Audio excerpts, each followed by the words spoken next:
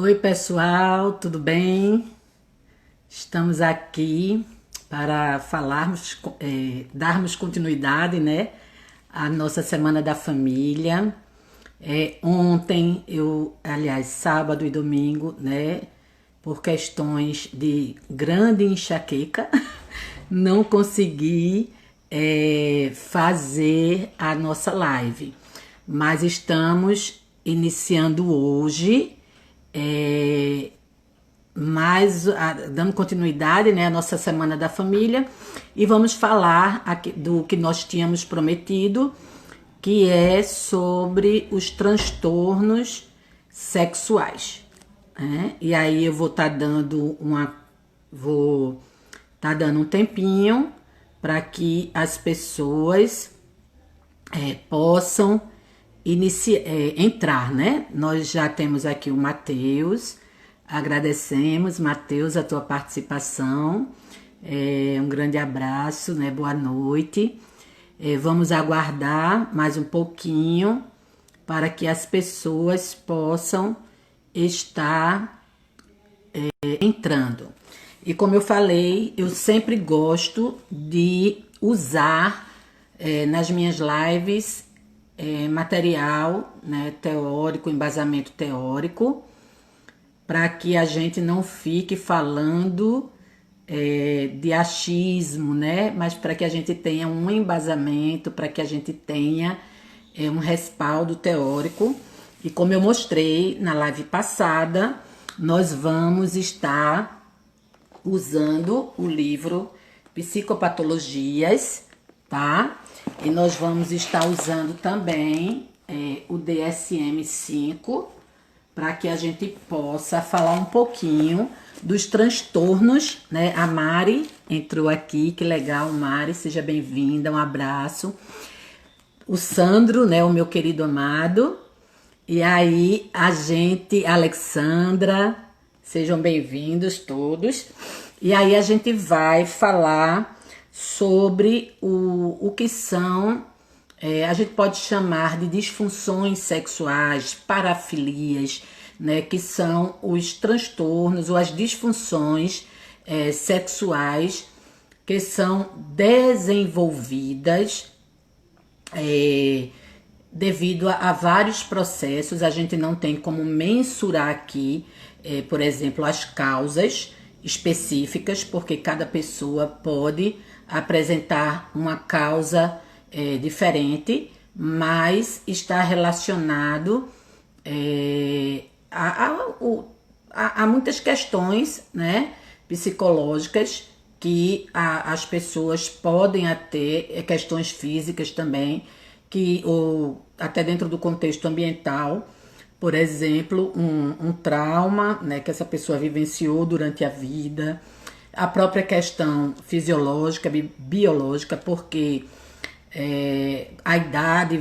com a idade as pessoas vão apresentando alguns sintomas, elas vão apresentando alguns problemas, né, algumas disfunções devido ao aparecimento do contexto biológico. Por exemplo, como eu falei, né, a idade, os vasos podem não estar funcionando, mas a gente não vai entrar nesse mérito. A gente vai entrar aqui dentro do aspecto da psicopatologia, ok? E aí, uma das disfunções sexuais que a gente vai falar é a ejaculação retardada, né? Para algumas pessoas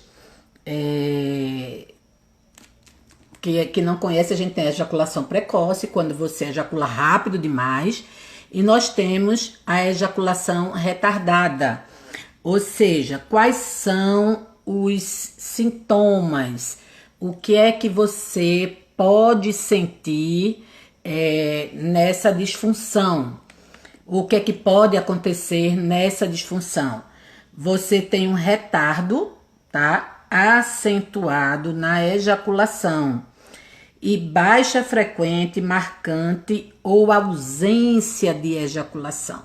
Então, algumas pessoas podem, né, e isso aqui é muito sério para para a questão do homem, a gente conversou um pouquinho sobre a sociedade que a gente vive hoje, né? Nós temos uma sociedade que ainda é um pouco machista e a gente tem um preconceito muito grande em relação a isso. E muitas pessoas, elas rotulam que, tipo, o homem broxou, né? O homem não é mais homem. E aí começam a dar várias atribuições que não estão, né, coerentes, não estão de acordo com aquilo que apresenta, né, o DSM e a própria psicologia em relação a questões psicopatológicas. Então, o retardo na ejaculação, gente, pode não ter nada a ver com a questão do broxar, né?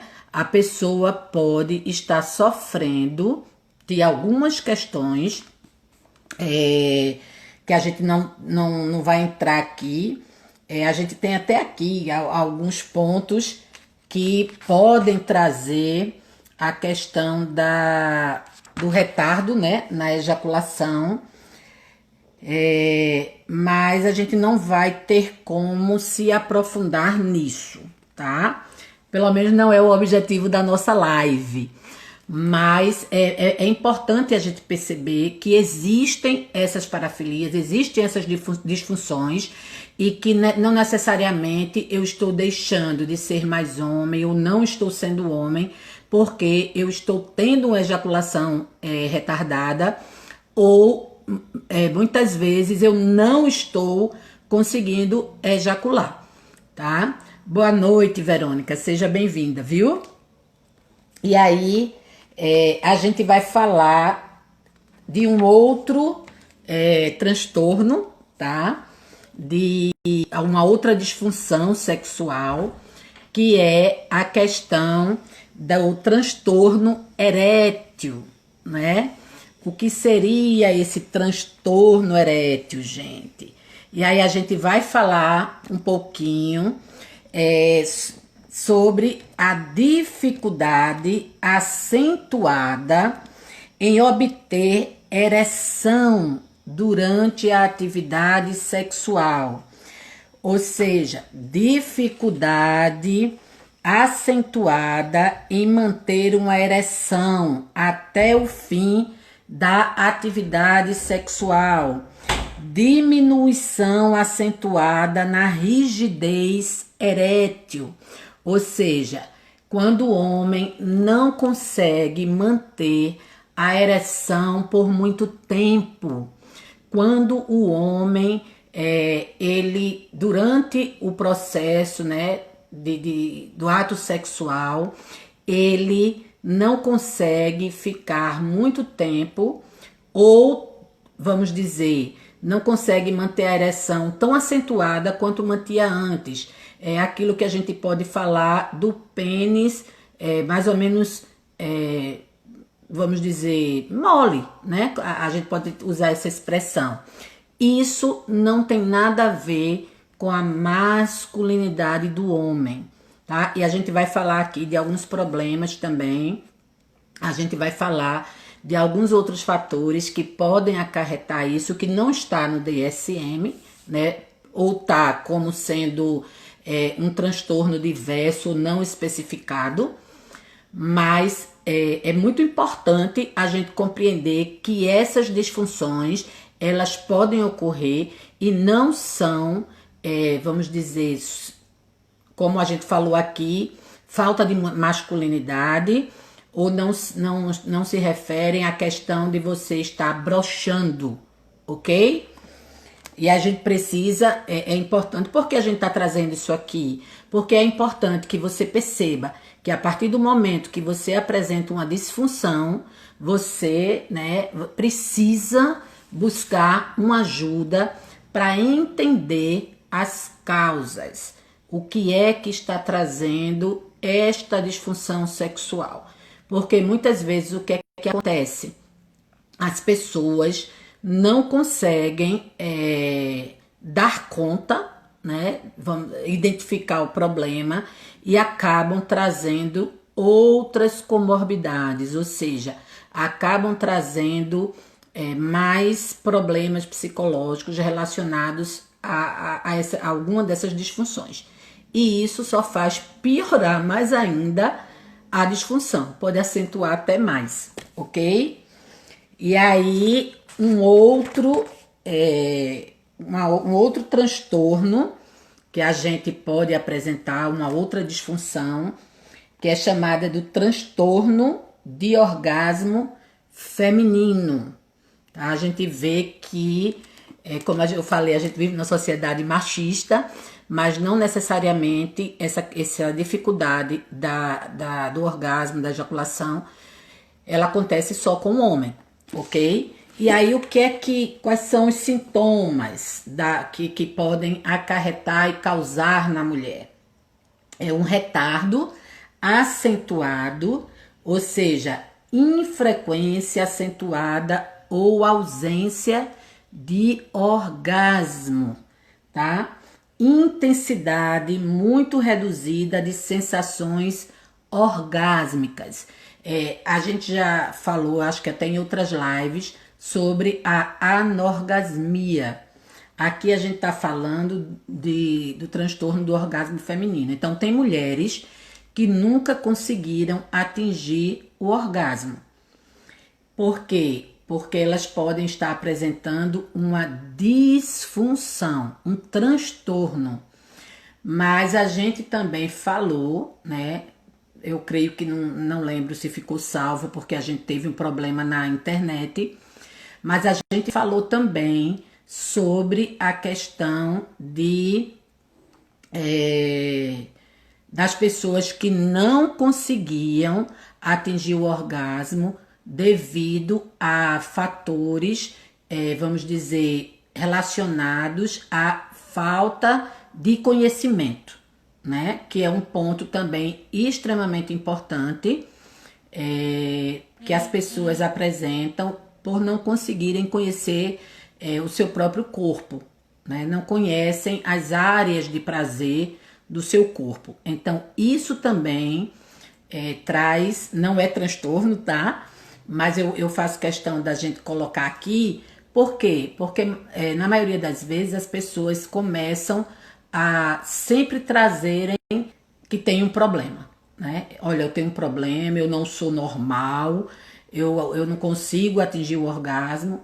E isso, gente, a gente precisa identificar e buscar uma ajuda, ok? Então, se você tem um retardo acentuado, a mulher, no caso, não consegue atingir o orgasmo, ou demora muito para atingir o orgasmo, ou não consegue atingir o orgasmo e tem sensações muito reduzidas, né? A intensidade desse orgasmo, ela é mínima. Isso pode estar relacionado àquilo que a gente falou sobre o transtorno de orgasmo feminino. E aí eu também quero dar boas-vindas a Cleitiene e a psicóloga Patrícia, né? É um prazer ter vocês aqui com a gente. E a gente vai passar agora para o outro ponto, né? O outro transtorno. E lembrando que a gente vai trazendo sempre, assim, de uma forma muito superficial, né? Muito superficial, mas é importante a gente sair pontuando. Transtorno do interesse ou da excitação sexual feminino, né? Já que é um transtorno. Transtorno do interesse, excitação sexual feminino. O que é que a gente pode identificar nesse transtorno? Quais são os sintomas? E a gente fala muito, né, das mulheres que, para o homem é o homem que deixou de ser homem. E para as mulheres a gente vai dando também alguns rótulos, que são as mulheres frias, né, consideradas frias. Essa mulher não tem interesse, não tem desejo. E isso também, queridos e queridas, é muito confundido com a questão, por isso que a gente falou nas nossas lives passadas sobre desejo, amor e desejos, amor e sexo, né? A gente fez questão aqui de pontuar algumas coisas, porque muitas vezes essas questões são mal interpretadas. Então, se você não tem desejo, você não sente desejo, ou você apresenta algum desses transtornos, e aí as pessoas trazem isso como uma falta de amor. Ah, ela não me ama, ela não tem mais interesse, ela não gosta. E aí a gente acaba criando até os estereótipos, né, que hoje são muito conhecidos sobre a questão de as mulheres gostam menos de sexo do que os homens. Eu creio que vocês já ouviram muito falar sobre isso, né? As mulheres gostam menos de sexo do que os homens. Que a gente vê que isso não é uma realidade, tá? Isso é um mito. Até o próprio DSM traz isso como um mito. Então a gente precisa compreender que a gente tem que ir identificando aquilo que a gente está sentindo e buscando uma ajuda e não sair rotulando, né? E aí nós temos uma pergunta, tá? E eu queria falar para vocês, né, para quem está entrando agora, Vera Lúcia, que vocês podem ir fazendo perguntas, tá? E se vocês quiserem participar também aqui da nossa live, é só falar, a gente vai dar uma oportunidade. E nós temos uma pergunta aqui. Gostaria de saber se medicamentos podem provocar esse tipo de problema. Podem sim. Tem medicações que afetam muito a questão da sexualidade, do desejo, né? São os medicamentos que começam a atingir os nossos hormônios do prazer. E geralmente são os antidepressivos. Podem ter outras medicações, tá? Mas os antidepressivos, eles são muito conhecidos por darem baixa na libido e a pessoa não conseguir, vamos dizer, sentir o desejo ou muitas vezes conseguir atingir o próprio orgasmo, tá? E muitas vezes para o homem de não conseguir ejacular por causa do uso de medicações. Então essa pergunta foi muito legal, tá? A gente compreender que às vezes as pessoas estão tomando medicação, tem uma baixa ou tem um problema no desenvolvimento sexual e começam a colocar coisa na cabeça dizendo que não estão mais conseguindo ter o desejo sexual, né? Ou estão com algum problema. E na verdade pode estar sendo um efeito do remédio. E isso é importante. Por isso que quando vocês forem para um médico, queridos, eu já vi muitas pessoas quererem parar de usar medicação porque essa medicação estava afetando o sexo, né? O desenvolvimento sexual. O que é um erro, tá? O que é um erro. As pessoas não devem parar de usar a medicação de forma própria, como também não usar, nem usar e nem parar. Então, tenham sempre isso. Nada de usar medicação sem uma prescrição médica, sem orientação médica e também não parar a medicação por conta própria. Porque você precisa, na hora que você vai para o médico, você precisa perguntar, olha, essa medicação, ela pode afetar o meu desenvolvimento sexual? Aí o profissional vai te explicar, tá? Eu queria mais uma vez aqui dar um abraço aqui em Amanda, né, que entrou aqui, o Walter, Valtinho, a Paulinha, o Tiago, sejam bem-vindos. E a gente tá falando aqui na nossa live sobre transtornos ou disfunções sexuais. E se vocês tiverem alguma pergunta, vocês tragam, né, coloquem aí para que a gente possa falar. E o transtorno, a gente estava falando aqui do transtorno do interesse, excitação sexual feminino. Quais são os sintomas que acarretam? E, gente, ó, eu às vezes eu não gosto de falar muito dos sintomas, porque tem gente que podem confundir, tá? Tem gente que, quando lê, aquelas pessoas principalmente hipocondríacas, né? Que escuta um sintoma e diz, eita, eu tenho isso, então eu tô com essa doença. E não é isso, tá? Você precisa, é um conjunto de fatores que a gente precisa analisar. Então, tenham cuidado, não, nada do que a gente está falando aqui, a gente está rotulando,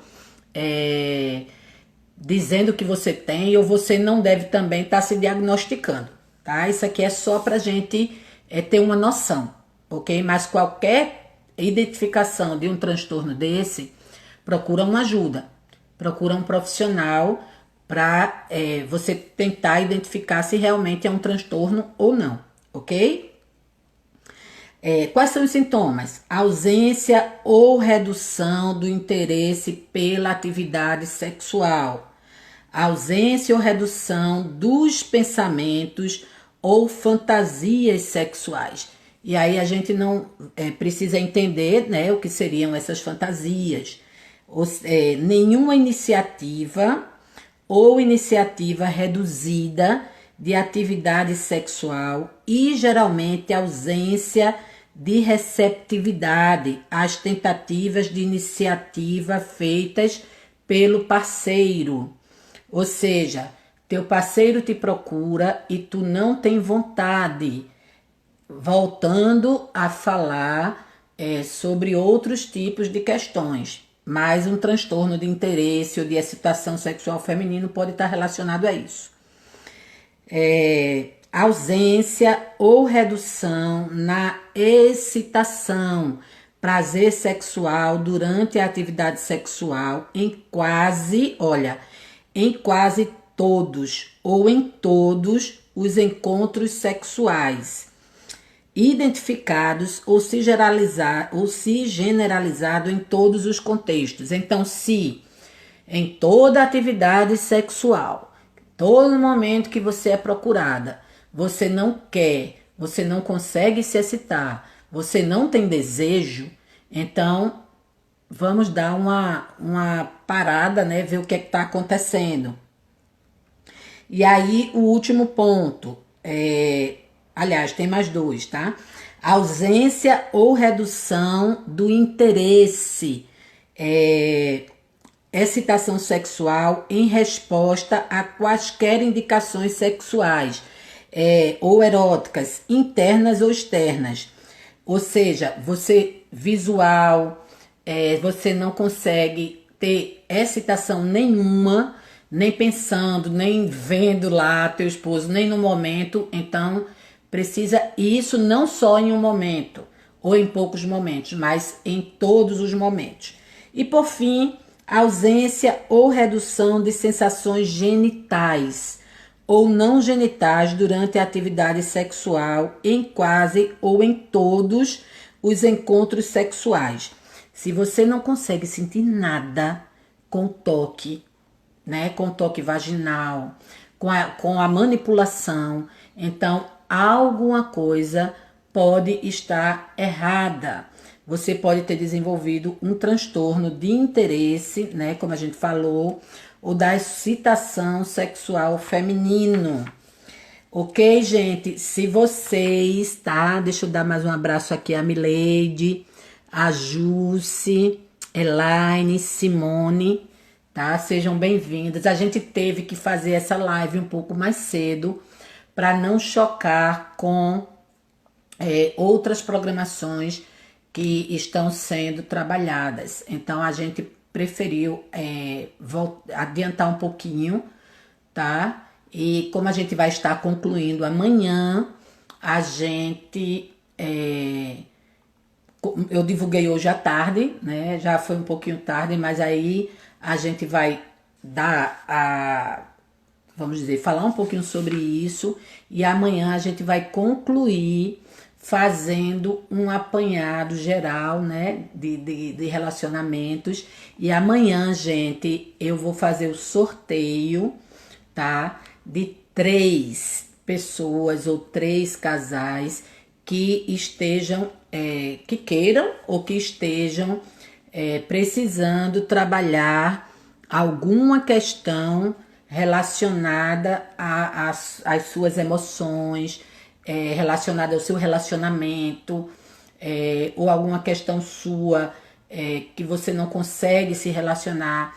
Então, não percam ou divulguem aí, tá? Não percam que amanhã, às 18h30, nós vamos iniciar também um pouco mais cedo. Às 18h30, nós estaremos concluindo a nossa Semana da Família e estaremos trazendo para vocês, fazendo o sorteio, né, como eu disse, perdão, eu falei errado, tá? De um casal ou de uma pessoa, onde nós vamos dar 3 acolhimentos, tá? Nós vamos dar 3 acolhimentos, caso essa pessoa esteja passando por alguma questão emergencial, de tudo que a gente falou. Não está relacionado só à questão dos transtornos sexuais, mas de tudo que a gente falou durante a semana. E como eu disse, amanhã vamos estar fazendo o encerramento, tá? Dessa semana e fazendo esse sorteio. Então eu volto a repetir, eu não tenho, vocês viram que em alguns momentos minha internet caiu e eu perdi, não tive como salvar a live. Então eu peço para que aquelas pessoas que queiram participar do sorteio, mandem um direct para mim, coloquem no final ou no final da live, eu quero participar e o nome, tá? E digam para que a gente possa fazer o sorteio dessas pessoas que colocaram o nome, ok? Porque eu vou estar sendo injusta, eu não tenho mais como acompanhar de todas as pessoas que participaram das lives, porque, como eu disse, eu perdi algumas lives. Então você coloca lá embaixo ou manda no meu direct e diz lá, eu quero participar e o nome, que amanhã nós vamos estar fazendo esse sorteio no final da nossa live. Então, volto a dizer, se quiserem fazer alguma pergunta, viu, sobre a questão desses transtornos que a gente está falando, então é só colocar aí, ou se você tiver com vergonha, manda também a pergunta lá no meu direct, no meu privado, e a gente responde com todo carinho, com todo prazer.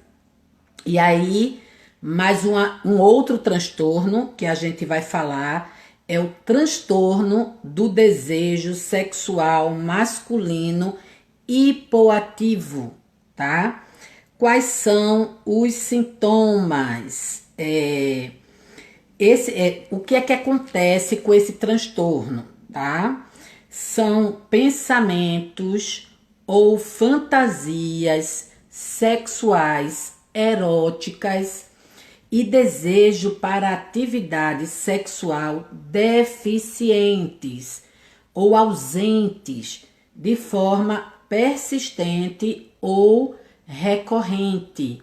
O julgamento de deficiência é feito pelo clínico, gente, olha, levando em conta fatores que afetam o funcionamento sexual, ou seja, as pessoas precisam analisar a idade, olha o que eu falei, tá?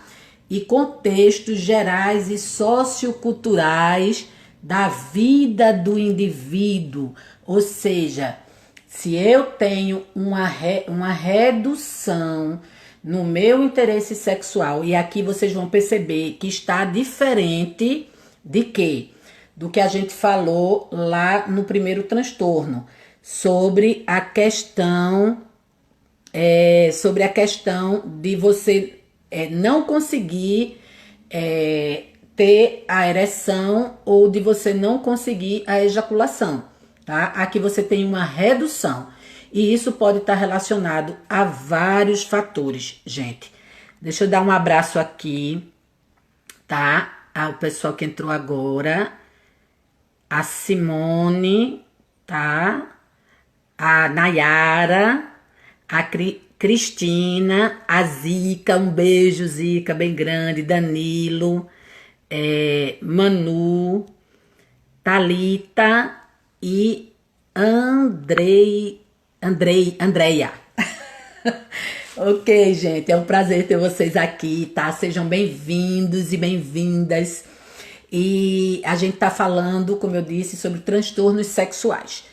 E a gente já falamos aqui de 4 ou 5 transtornos e nós estamos falando do transtorno do desejo sexual masculino hiperativo.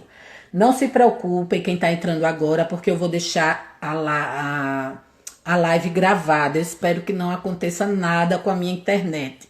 Eu coloquei aqui, no meu Wi-Fi, coloquei aqui no 4G, porque se falhar um, o outro vai ficar aqui gravado. Que legal, a Simone colocou aqui: oi, eu sou Simone do sítio Caranguejo, Barra de Guabiraba. Que bom, Simone, seja bem-vinda, querida. A Bia Lira também entrou, a Narinha, beijo, Narinha, bem grande. Essa Narinha é uma amiga está morando hoje em Capim Grosso, é a esposa do nosso querido cantor Elias Júnior. Sejam bem-vindos. E volto a dizer, coloquem aí as dúvidas de vocês, coloquem aí se vocês estão com alguma coisa que eu não expliquei, vocês não conseguiram, quiserem que eu volte, tá? Vocês é só falar aí, só colocar que a gente volta e explica, ok? Então vamos lá, transtorno do desejo sexual masculino hipoativo, que vocês falaram, que eu falei aqui sobre a redução do desejo masculino. Outra coisa, gente, que acontece muito e a gente é muito procurada por isso, ejaculação prematura, ou seja, ejaculação precoce. É quando o homem não consegue manter a ereção por muito tempo e ele ejacula rápido demais, não dá tempo de, vamos dizer, proporcionar o prazer à parceira. E aí, quais são os sintomas, né? E a gente vai falar aqui. São padrão persistente, tá? Padrão persistente ou recorrente de ejaculação que ocorre durante a atividade sexual com parceira dentro de aproximadamente 1 minuto após a penetração vaginal e antes do momento desejado pelo indivíduo, tá? É a falta de controle na questão como a gente trouxe, de você não conseguir manter a ereção por muito tempo. Então, você já penetrou, você já ejacula, ou seja, você não consegue esperar pela parceira, você não consegue controlar o teu momento de ejaculação. Então, se você tem essa questão, como a gente falou, é um transtorno, é uma disfunção sexual. E aí, vamos lá. Para apresentar um outro transtorno para vocês, que foi o que foi perguntado aqui, né? E aí tem uma perguntinha, um comentário aqui. Eu acho que isso acontece quando a companheira demora muito a namorar. Exatamente. Pode acontecer também, tá? Mas quando a gente traz na questão do transtorno, isso não é um momento ou outro. Isso é mais frequente. Ou seja, todas as vezes ou quase todas as vezes que você faz a penetração ou que você está na relação sexual, você não consegue controlar o momento da ejaculação. Então, foi muito bom, né? O que Zica está trazendo aqui. Por isso que é importante a gente analisar todos os contextos, tá? Para a gente não ficar criando transtorno ou disfunção sexual sem estar realmente com esse transtorno. Então, pode acontecer quando demora a ter a relação sexual, pode e acontece com muita frequência. Mas se isso está presente em todas as relações sexuais, então é algo que precisa ser analisado, tá? É algo que precisa ser observado, porque aí você atinge o seu prazer, mas você não permite que a outra pessoa ela também consiga se satisfazer nessa relação. Então é algo que, querendo ou não, traz um prejuízo para o casal. Nós temos aqui um outro comentário, né? Diz assim: agora, quando estamos entrando na menopausa, acontece da mulher demorar a ter prazer. Que aí não é uma questão de transtorno, né? O que a gente está trazendo é a questão de transtornos, de disfunções. A questão da menopausa já é um ponto que precisa ser tratado por questões hormonais e outras coisas. Mas isso não é tido como transtorno, tá? Você não desenvolveu nenhuma disfunção nem nenhum transtorno sexual. Então, é importante a gente perceber que existem questões que não estão relacionadas a transtornos. E aí vem mais uma disfunção, né, que é aqui a disfunção sexual induzida por substância ou medicamento. Gente, isso, né, a gente comentou um pouco com a pergunta aqui de Sandro. Você pode desenvolver uma disfunção, né, devido você está ingerindo alguma substância, certo? De você estar usando uma medicação, um antidepressivo, que esse antidepressivo afete a questão hormonal e isso possa afetar a tua relação sexual, ok? E aí nós temos outras disfunções, né, sexuais que elas podem estar relacionadas a questões não especificadas. Nós temos outras disfunções sexuais relacionadas, né, à questão das parafilias. E aí a gente vai falar que é muito importante isso, né? O que são essas parafilias?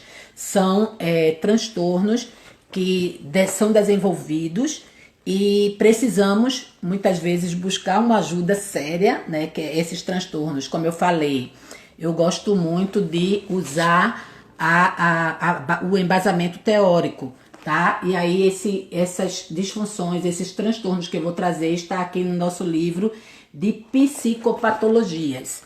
E quais seriam esses transtornos, ou seja, essas parafilias? A gente não vai conseguir trazer todas, tá? Mas vamos falar de algumas. O que seria, uma delas é o fetichismo. A pessoa sente atração por objetos inanimados. Ou seja, por qualquer objeto, aquele objeto se torna um fetiche para mim. Eu transfiro meu desejo sexual para um objeto inanimado. E isso pode, gente, ser qualquer tipo de objeto, tá? E aí ele diz aqui, ó, os tipos de fetiche não são tão variados quanto o número de objetos. Embora roupas íntimas e sapatos femininos sejam muito difundidos. Eu não sei se vocês já viram isso, né? Pessoas que sentem desejo por sapatos femininos. Elas só conseguem sentir prazer. Elas só conseguem desenvolver a sua relação se ela tiver um desses objetos que seriam objetos inanimados. E aí roupas íntimas também, né, como calcinha, camisola. E Ele diz aqui, ó, que a excitação fetichista está associada a duas diferentes classes de objetos ou atividades. Primeiro, como eu falei, o objeto inanimado, tá? Ou a função de estimulação tátil específica, ou seja, você pegar uma borracha, peça de vestido, tá? Gente, isso é muito sério. Tem pessoas que têm esse tipo de transtorno, de parafilias e não conhecem, né? Tem pessoas que conseguem só se relacionar, tem algum tipo de fetiche, que isso, volto a dizer, tem a ver com questões passadas, com algumas questões que trouxeram um transtorno para vocês, mas você não consegue identificar, e isso traz sérios problemas para o teu relacionamento sexual. E é importantíssimo, importantíssimo a gente conseguir identificar, né, para que a gente possa buscar uma ajuda. E a gente fala muito de, né, prazer, ter prazer, isso, aquilo, outro, mas muitas pessoas não conhecem esses transtornos. E aí nós temos um outro transtorno, tá? Uma outra parafilia, que é o voyeurismo e o exibicionismo. O que seria isso, gente? O voyeurismo são aquelas pessoas que gostam de... Eu não sei se vocês já viram, né? Pessoas que ficam mostrando o seu órgão genital, né, para outras pessoas. Está relacionada ao voyeurismo. Às vezes a gente não conhece, né? E às vezes a gente também vai rotulando. Uma pessoa exibicionista é aquela pessoa que gosta de estar mostrando os seus órgãos sexuais para outras pessoas. E o que seria o voyeurismo? São pessoas que gostam de estar observando outras pessoas nuas. Vejam como é importante a gente saber disso, né? Tem pessoas que ficam brechando alguém tomando banho, ficam brechando outras pessoas nuas. Gente, e isso, às vezes, a gente já vai dizendo, é um tarado, é isso, aquilo, outro. E às vezes essa pessoa tem um transtorno, tem uma parafilia, e ela não sabe que tem. Às vezes vai até presa, né? E ela não sabe que tem uma parafilia, um transtorno sexual.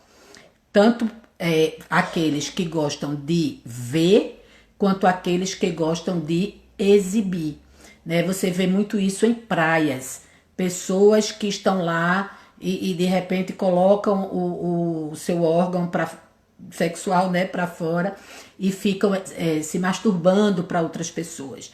A gente precisa ver se isso tem a ver com algum transtorno ou não, né? A gente não pode também generalizar. Mas é um transtorno sexual, é uma parafilia. E aí, volto a dizer, se vocês quiserem fazer perguntas, algumas perguntas, é só vocês colocarem aqui embaixo ou enviarem para o meu direct, tá? Uma outra parafilia que é muito importante, né, nós sabermos. Olha que interessante, gente. Travestismo fetichista. E a gente não está falando aqui, tá, não é um preconceito com a questão sexual de ninguém. O travestismo fetichista é a excitação sexual que se relaciona ao ato de vestir-se com roupas do sexo oposto. Eu não sei se vocês também já ouviram, mas tem pessoas que elas só conseguem sentir prazer quando elas estão vestidas com uma roupa do sexo oposto dentro da relação sexual. Isso acontece da pessoa desenvolver um ato sexual e o homem pedir para se vestir de mulher, ou a mulher pedir para se vestir de homem, ou seja, sempre do sexo oposto.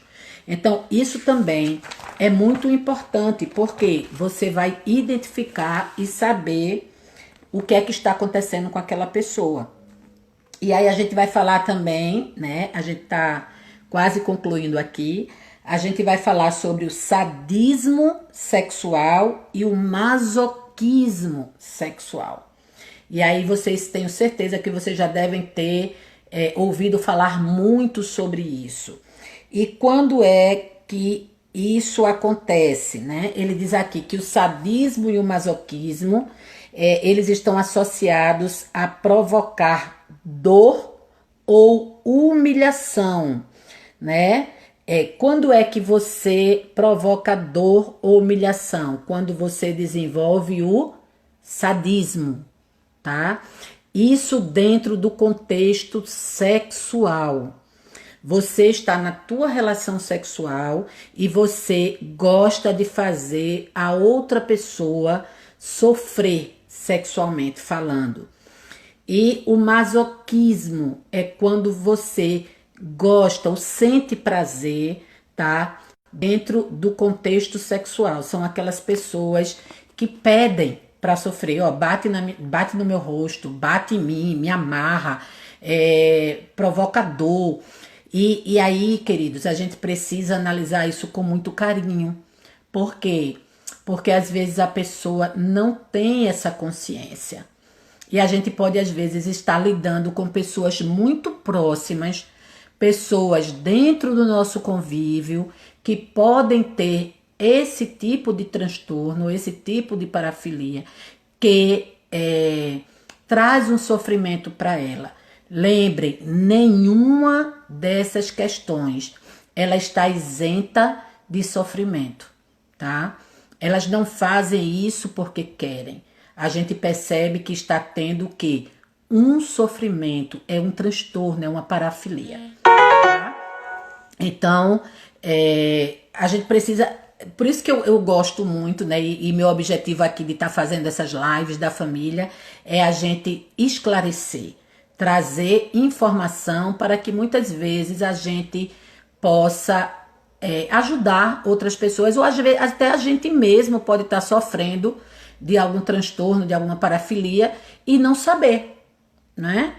Ou às vezes perdemos a oportunidade de ajudar alguém que possa estar desenvolvendo algum tipo de transtorno ou da questão de, como a gente falou, da parafilia. E aí vamos falar sobre a pedofilia. Olha, gente, pedofilia e incesto, né? Incesto está inserido dentro do contexto de transtornos, de parafilias. Então, o que seria, tá? É o desvio sexual mais trágico, talvez seja a atração sexual o desvio sexual mais trágico talvez seja a atração sexual por crianças ou adolescente muito jovem, denominado de pedofilia. E diz assim, ó, se a criança for parente do agressor, a pedofilia assume a forma de incesto. Queridos, isso é tão importante a gente falando sobre isso. Deixa eu dar um abraço aqui antes da gente continuar, né? Para Luana, para o Wendrel, a Eline, Cândida, a Sueli, né? A Maria também entrou aqui, tá? São muitas pessoas que estão participando com a gente, a Girlana. Sejam bem-vindos, um abraço para vocês, tá? Um prazer ter vocês aqui com a gente e que vocês possam expandir essas informações, que a gente possa estar ajudando mais pessoas. Então vejam, por que é importante a gente estar falando sobre isso, queridos, queridas, vejam, tem pessoas que acham que a pedofilia não é um transtorno, que é uma safadeza, vamos assim dizer, né? Tem pessoas que acham que a pedofilia é uma coisa normal, que o incesto é uma coisa normal. E às vezes a gente não lida da melhor forma. Se uma pessoa consegue identificar E deixa eu dizer para vocês, queridos, é algo muito sério. Por quê? Porque nós vimos isso com frequência, né? Muitas vezes dentro do nosso meio, muitas vezes pessoas conhecidas, né, abusam sexualmente dos próprios parentes, né, dos próprios filhos, né, parentios que abusam sexualmente dos seus sobrinhos, pais que abusam sexualmente dos seus filhos e muitas vezes pessoas que abusam de crianças que não têm um parentesco, né? E aí a gente precisa conhecer disso. Às vezes a gente, infelizmente, permite que algumas coisas aconteçam porque a gente não tem conhecimento, a gente não busca esse conhecimento e a gente acha que isso não pode acontecer no nosso meio. Isso é pura ilusão, né? E aí tem um comentário aqui de Sandro. Sandro diz assim: é comprovado que tem crescido o acesso das pessoas à internet em busca de site de pornografia. Minha pergunta é: esse acesso pode trazer algum tipo de transtorno? Se sim, quais seriam? Ah, ótima pergunta, tá? Muito boa pergunta. Eu vou responder. Vejam, a gente só tem 10 minutinhos para a gente concluir a nossa live de hoje. E aí a gente vai ficar nesses 2 pontos. A gente ainda não vai concluir a parafilia em mulheres, né? Aqui, aliás, a gente não vai falar um pouquinho sobre isso, mas é importante essas perguntas e importante isso que a gente está falando. Por quê? Porque nós temos um índice muito grande de pessoas que desenvolveram alguns transtornos, não têm conhecimento e isso vem afetando profundamente as crianças, né? É o abuso sexual infantil. A gente muitas vezes trata do abusado, mas a gente não tem um olhar de transtorno para o abusador. Aí você pode estar dizendo: ah, Sumaia, mas essa pessoa não merece. Queridos, veja, existem informações, né, dentro da área psicológica. Alguns concordam, outros discordam, mas existem informações dentro da área psicológica que um percentual muito grande de crianças abusadas se tornam abusadores futuramente, porque foram crianças que não tiveram suporte, que não tiveram uma ajuda, tá? E aí a Manu, ela coloca aqui: quem tem esse transtorno se satisfaz com apenas o ato sexual ou qualquer outro tipo de aproximação. Veja, para se tornar um pedófilo, né, você precisa, vamos dizer, concretizar o ato, praticar a pedofilia. Mas a gente pode estar relacionando, né? Eu já vi exemplos de pessoas que elas se contentavam em ver sites pornográficos ou sites de nudismo de crianças nuas. E isso não deixa de ser já um indício muito grande de uma característica pedófila, tá? Dessas pessoas que acabam, vamos dizer, sentindo o desejo, uma atração física muito grande por crianças, ok? Já vi casos assim de um jovem que ele não chegou a concretizar, mas ele tinha em seu computador várias imagens de crianças nuas, né? Então a gente precisa ter cuidado com essas questões. O que é que causam esses tipos de transtorno? E aí Danilo entrou, a Vitória entrou, muito bom, gente. Sejam bem-vindos. Eu queria que vocês, volto a dizer, se vocês tiverem alguma dúvida, me perguntem. Se vocês tiverem alguma contribuição a dar Também sejam bem-vindos para a gente fazer aqui um momento, né, de integração, ou seja, que queira participar aqui comigo, ok? E aí eu vou voltar aqui, entrar no contexto da pergunta de Sandro, né? Mas antes de entrar na pergunta de Sandro, esse assunto é muito, muito instigante, gente. Eu não sei se vocês já ouviram falar, e o que eu vou falar aqui pode trazer até indignação, até um sentimento de repulsa ou alguma coisa para algumas pessoas. Mas recentemente eu vi um noticiário na internet eu creio que de um país que estava sendo liberado, legalizado o sexo das pessoas com animais. Entendem? Pessoas com animais. E isso estava sendo visto de uma forma legalizada. Olha como a gente pode abordar questões, e é por isso que eu acho muito legal a gente estar abordando esse tipo de questão. Por quê? Porque nesse mesmo país, quando essa prática era feita, as pessoas eram presas e hoje já não são mais.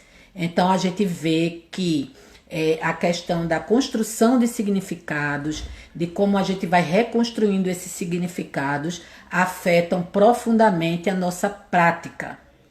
E aí tem a ver com a pergunta de que Sandro fez, sobre a questão da pornografia, né? Se essa pornografia ela pode causar um transtorno, ela pode causar uma disfunção sexual.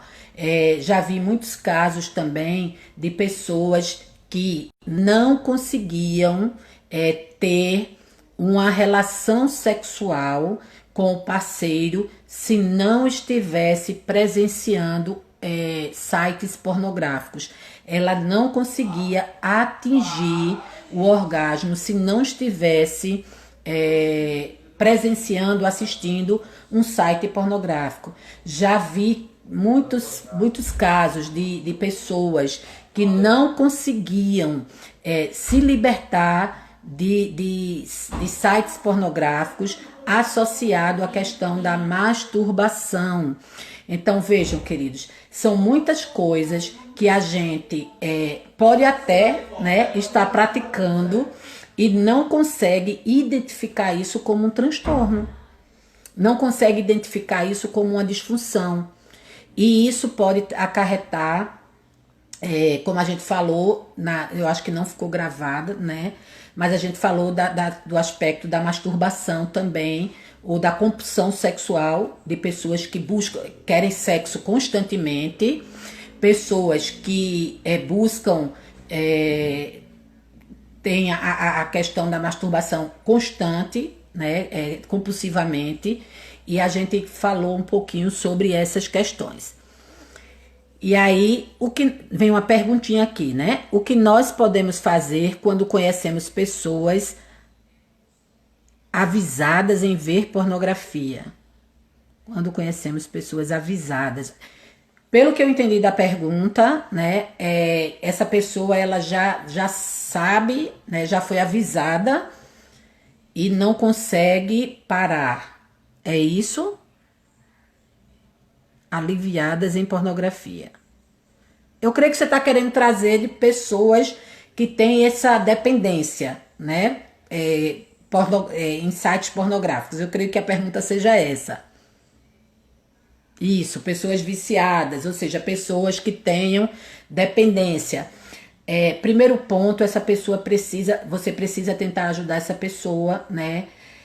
No sentido de fazer com que essa pessoa enxergue que isso pode estar relacionado a um transtorno. Eu já vi muitos casos de pessoas que tinham essa dependência da pornografia e não conseguiam enxergar, ou muitas vezes não querem. Por quê? Porque a partir do momento que eu começo a identificar algo como aquilo não é normal, ou como é normal, porque a gente vive numa sociedade machista, onde presenciar a pornografia é algo tido como normal, né? E aí, Danilo colocou aqui, Se é normal. Eita, só temos 27 segundos. Se é normal ou aceitável para o casal algumas dessas questões, então ambos estão com transtornos e precisam se tratar, ou se é normal para ambos, não precisa ter esse tratamento. Veja, a partir do momento que você identifica e que isso traz um transtorno para você. Muitas pessoas que são dependentes químicas, por exemplo, na questão. E aí a gente vai responder isso amanhã, tá bom? Porque estamos terminando.